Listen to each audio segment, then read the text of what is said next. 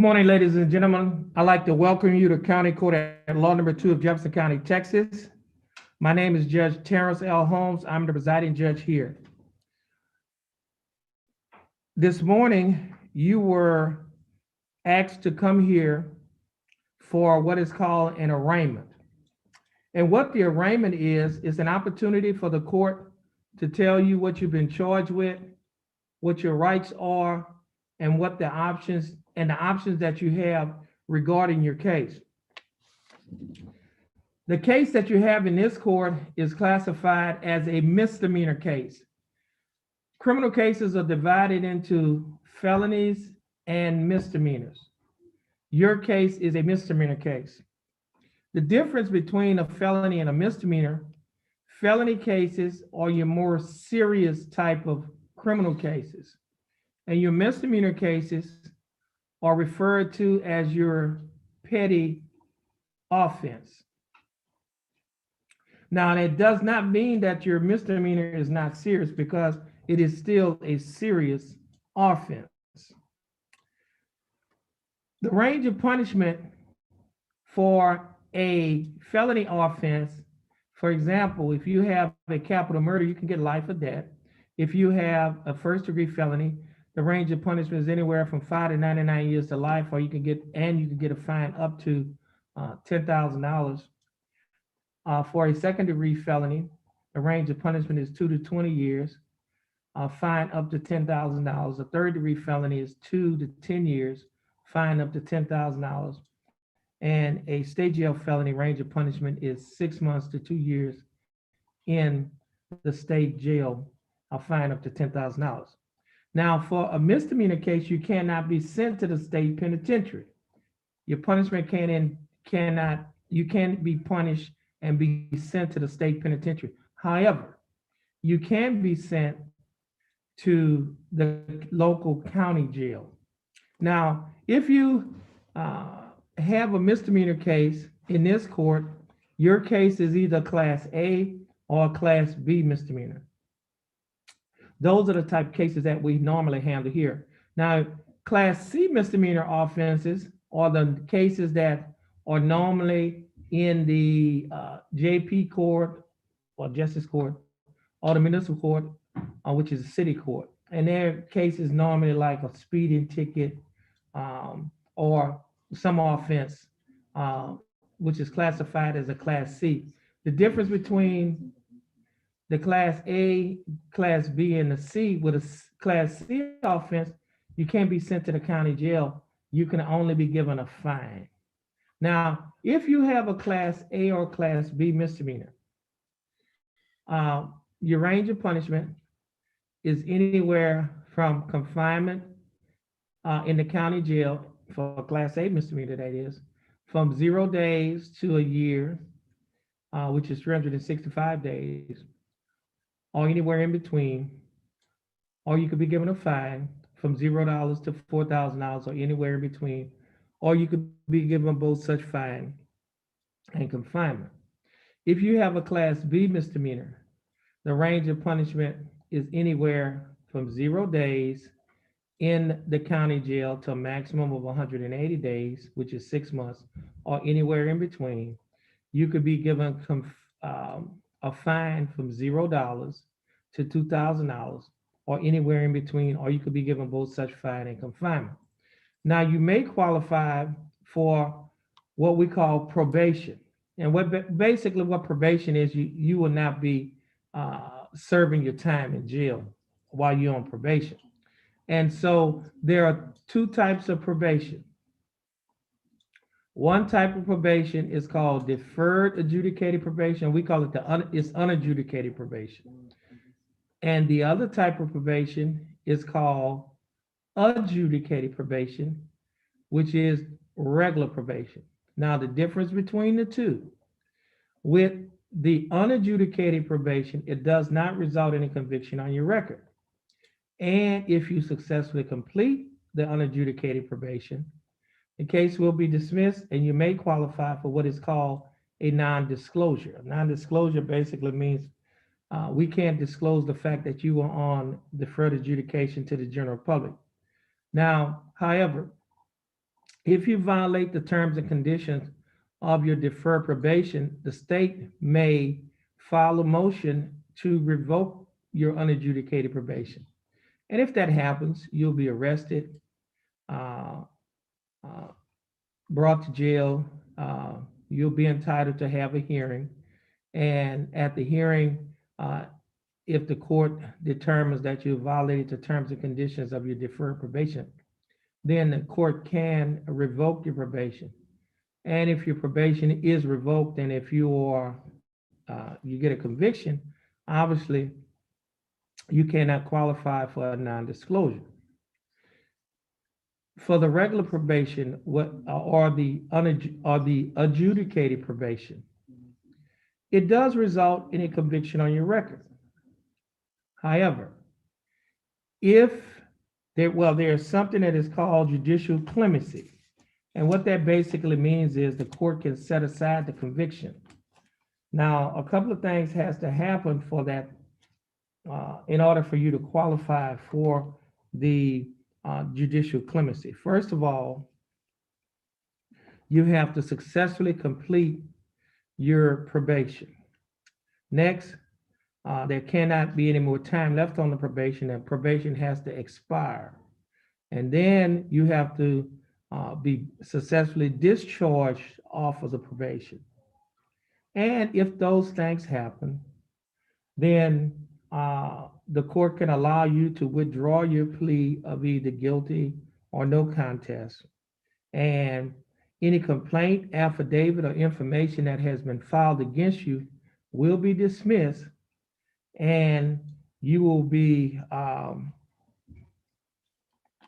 once it's dismissed, then the court can set aside your conviction. And if that happens, if the court set aside your conviction, you will no longer have a conviction for this case. However, if you get a subsequent conviction and it's brought to the court's attention, then what can happen is, with the subsequent conviction, and that's brought to the court's attention, if you try to get a license with CPS, then they can deny giving you a license, or if you have a license, they can revoke or suspend that license. Right. Now, the paperwork that you have in your hand, it basically is titled Judge's Explanation of Rights to Defendant Without Attorney. And it states that as a defendant in a criminal case, you have three options. Number one, you may hire an attorney. Number two, if you do not have enough money to hire an attorney, you may request an attorney be appointed to represent you. Number three, you may represent yourself. If you want an attorney to represent you and you have enough money to hire an attorney, the case will be reset to give you time to do so. If you want an attorney and do not have the money to hire one, you will need to fill out a financial questionnaire so that the proper person can determine whether or not to appoint an attorney to represent you. You may not speak to the prosecutor about your case unless you sign a written waiver of your right to be represented by an attorney. Be aware that there are dangers to self-representation. Waiving your right to an attorney and representing yourself may result in a worse outcome for you and your case, including the loss of significant legal rights and opportunities relating to military service, possession of a firearm, housing and public benefits, child custody, immigration status for non-citizens, and employment. If you choose to proceed without an attorney, you may change your mind at any time and may request counsel from the court. At the bottom of this document, it states, defendant's choice, marking initials next to only one choice. If your choice is, I want to reset this case to hire my own attorney, then you will place your initials on the first line to the left. If you have already hired an attorney, then you will place your initials on the second line to the left and the name of the attorney on the line to the right. If your choice is, I want to apply for court-appointed counsel, then you'll place your initials on the third line to the left. If you've already been appointed a court-appointed counsel, then you will place your initials on the fourth line to the left and the name of the attorney on the line to the right. If your choice is, I want to waive my right to an attorney. Now, waiving your right means that you want to give up your right to an attorney. And if you want to waive your right to an attorney and represent yourself, then you'll put your initials on the fifth line to the left. Once you have finished initialing one of the 5 lines, you will sign at the bottom of the document that's titled Defendant, and you will place today's date on the document, July 20th of 2021. Now, for those of you who will be representing yourself, you would have to read and sign the next document that is titled Waiver of Counsel for Purposes of Entering a Guilty Plea or Proceeding to Trial. And it reads, I have been advised of the nature of the charges against me and the dangers and disadvantages of self-representation. My waiver is voluntarily and intelligently made. Furthermore, I have been advised this 20th day of July 2021 by the County Court at Law number 2 of my right to representation by counsel in the case pending against me. I have been further advised that if I am unable to afford counsel, one will be appointed for me free of charge. Understanding my right to have counsel appointed for me free of charge if I am not financially able to employ counsel, I wish to waive that right and request the court to proceed with my case without an attorney being appointed for me. I hereby waive my right. And if that's your desire, you will sign at the bottom where it says defendant, and you will date it today's date, July 20th of 2021.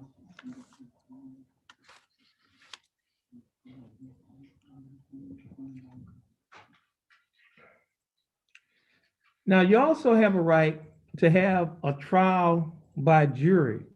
And what a young lady is sitting in that area, we call that the jury box. That's where the jury will sit. 6 individuals will be selected to sit on your case as jurors. They will decide, after listening to all of the evidence, whether or not you are guilty or innocent. You also have a right to waive, which means you have a right to waive or give up the right to have a trial by jury. And if you waive your right to have a trial by jury, then your case will come before the judge. It can come before the judge by a trial. We call that trial a bench trial. Or it could come before the judge by way of a plea. You could either have an agreed plea bargain or an unagreed plea bargain. An agreed plea bargain basically means you have an agreement that you have reached with the state and you want to bring that before the court. An unagreed plea bargain is you want a case to come before the court, but you do not have an agreement that have been reached between you and the state. And when I say the state, I'm talking about the district attorney's office. You also have a right to have witnesses that come to court and testify in your case. They sit in that area right there. We call that the witness stand. They can testify for you or against you. You can ask them questions. We call that either direct examination or cross-examination. You also have a right to waive your right to have witnesses to come to testify on your behalf in your case, or to call witnesses to testify. And by waiving your right, you're giving up your right to call witnesses to testify in your case. Now, you also have a right against self-incrimination. That means you have a right not to testify in your case if you desire to do so. However, you also have a right to waive your right against self-incrimination. In essence, you have a right, you can waive your right against self-incrimination and testify if you desire to do so. Now, you also have a right to see the evidence. We call that discovery. You have a right to discovery, to see the evidence that the state has, the documents, the videos, DVDs, witness statements, etc. That the evidence that the state has in your case. Now, you also have a right to waive your right to request discovery or to see the evidence in your case. Now, you also, if you are represented by an attorney or if you are representing yourself, your attorney, if you're representing yourself, you'll have an opportunity to talk to the prosecutor. If you have an attorney, your attorney will have an opportunity to talk to the prosecutor. The prosecutor is the assistant district attorney who's handling the case. Now, they'll be talking, you'll have an opportunity to see if y'all can reach an agreement. An agreement that you reach, we call that a plea bargain agreement. In essence, y'all have reached an agreement to settle your case. If you have reached a plea bargain agreement and it comes before the court or the judge does not have to follow that agreement. If you have not reached now, like I said, the judge does not have to follow that plea bargain agreement. And if the judge does not follow that plea bargain agreement, you'll have a right to, or you'll be entitled to withdraw, which means to take back your plea of guilty or no contest. Now, if you have not reached a plea bargain agreement and your case, comes before the court, then the court will decide what the punishment will be in your case. Now, if the judge follows your plea bargain agreement and within 30 days you decide that you would like to appeal your case, in essence, you would like to have another court, a higher court, to review the matter to see whether or not you've been wrongfully convicted or we've committed an error by convicting you, then your case will be appealed up to the Ninth Court of Appeals, which is right above us on the third floor. They can, the Ninth Court of Appeals, they can either accept, they can either grant or deny your appeal. If they grant your appeal, then they can simply find you not guilty, or they can send the case back down to this court and order this court to give you a whole new trial. If they deny your appeal, then within 30 days of them denying your appeal, you'll have a right to appeal it to a higher court than them. That higher court is called the Texas Court of Criminal Appeals. You would have to file what is called you would have to file what is called a petition for discretionary review. And if you file a petition for discretionary review, it's called a pro se petition for discretionary review, which means that you would have to file it on your own. And if you file your pro se for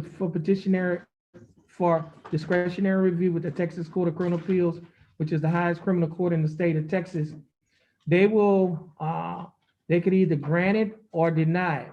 If they grant your petition, then they can find you not guilty, or they can send the case back down to this court and order you to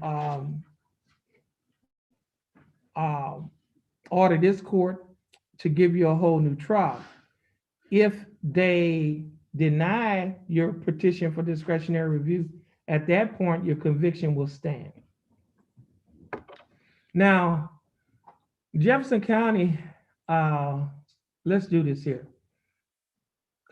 Sir, you need to put your head up. Okay. We do not tolerate sleeping in the courtroom. Okay. The court has. Okay.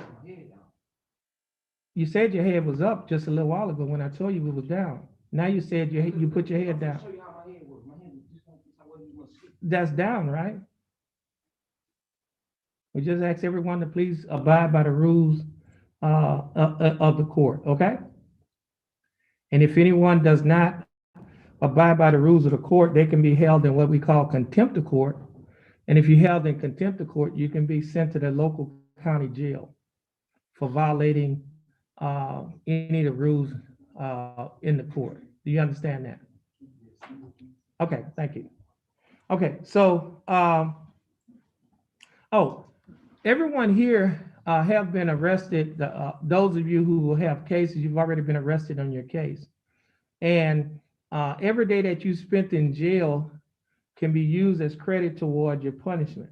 So for example, let's say you spent 5 days in jail and the state is offering you 5 days in jail as your punishment. You can get what is called credit for time served, which means you won't have to serve any more time in jail. Now, if they're offering more than that, if they're offering you 10 days in jail, you have 5, then that just simply means you have 5 days left to serve. Now, anyone who has spent time in jail, every day that you spent in jail also is credited as $100 per day towards your fine and court costs. So for example, if the state is offering you a fine and court costs of $500, you spend 5 days in jail, that's $500. You would not have to pay anything else on your fine and court costs because the 5 days that you spent in jail has already paid it off, and so it will be taxed and retired. Now, if they offer you fine and court costs of $1,000 and you spent 5 days in jail, that just simply means you have $500 that you'd have to pay. Now, let's say you do not have the money to pay it on the day that you enter your plea. Then we can put you on what is called a payment plan or a scheduled payments.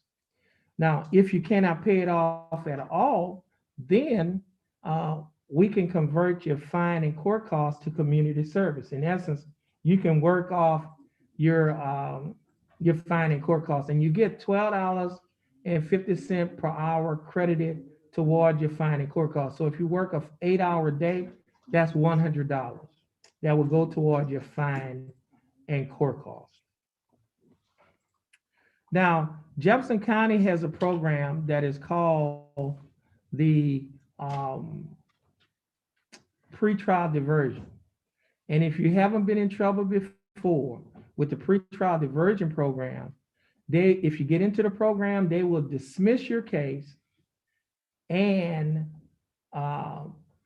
it can be expunged from your record once you complete the program. Okay, expunged means it could be wiped off, deleted, or erased from your criminal record. So in order to qualify, you have to have an attorney that would assist you in getting into the program. And the next thing you would have to do is you would have to, you cannot have a criminal history. And then the third thing, it can't be a case involving evading, it cannot be a case involving unlawfully carrying a weapon or resisting arrest. Now, Jefferson County, well, this county court at law number 2 has a program that is called the CSI program that I started March of 2017, last 4 years. And in that program, we have partnerships with some local agencies. We have a partnership with Spindletop Center, and the Spindletop Center is our local mental health agency.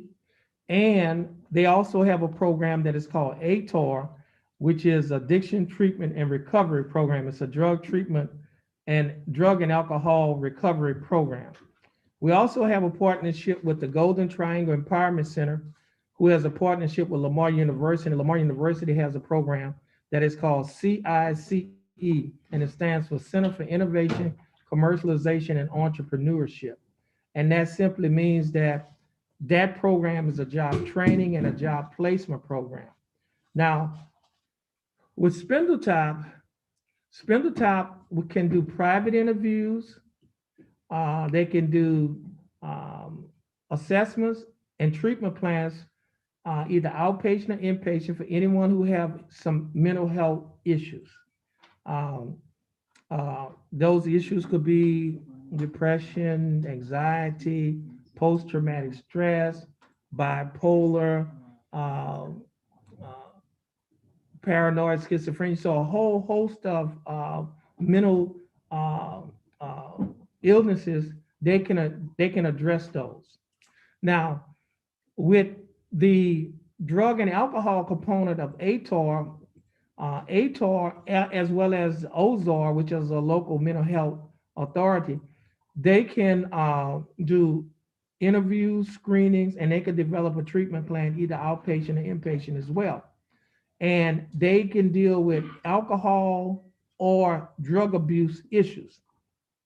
Now, with the CICE program, which is located at um, the CICE program, which is located at Lamar University.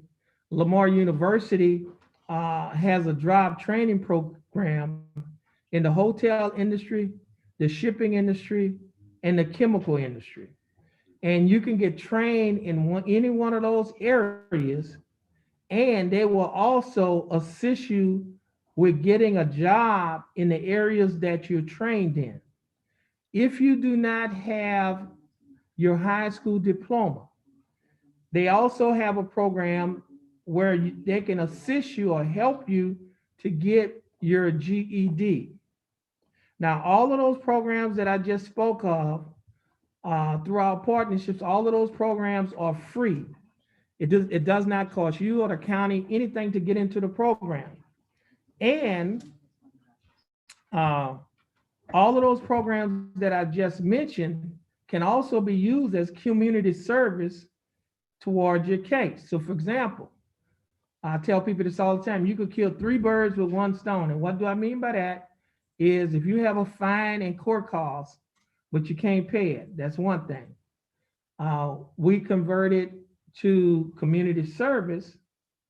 And then the third thing is you're in one of those programs. And so while you're in the program, say, for example, being trained on the job, every hour that you're in that program, you're getting $12.50 that goes toward your fine and court costs, and 1 hour is going towards your community service. So you're doing one thing, but you're getting credit for three things.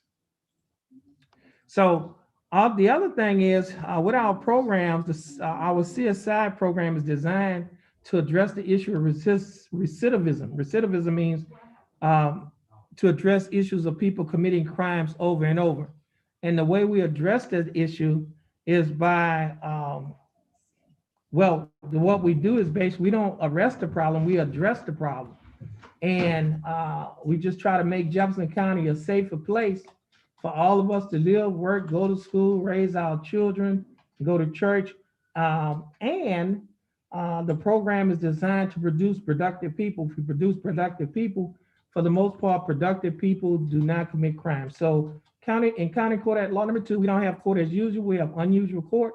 And it's not because we're different, but it's because we're trying to make a difference in the lives of the individuals that comes before this court.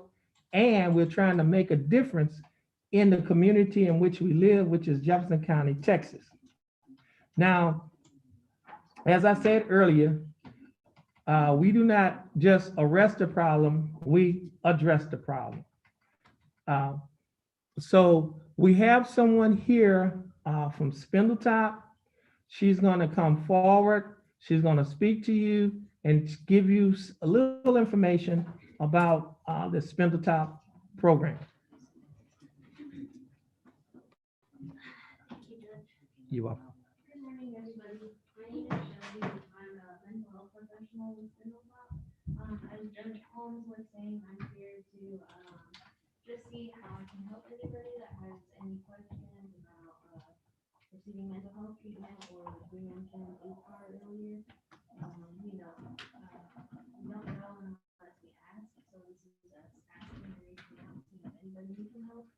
In a couple minutes, I'll walk around and I'll give you a pamphlet. On there is the crisis hotline phone number.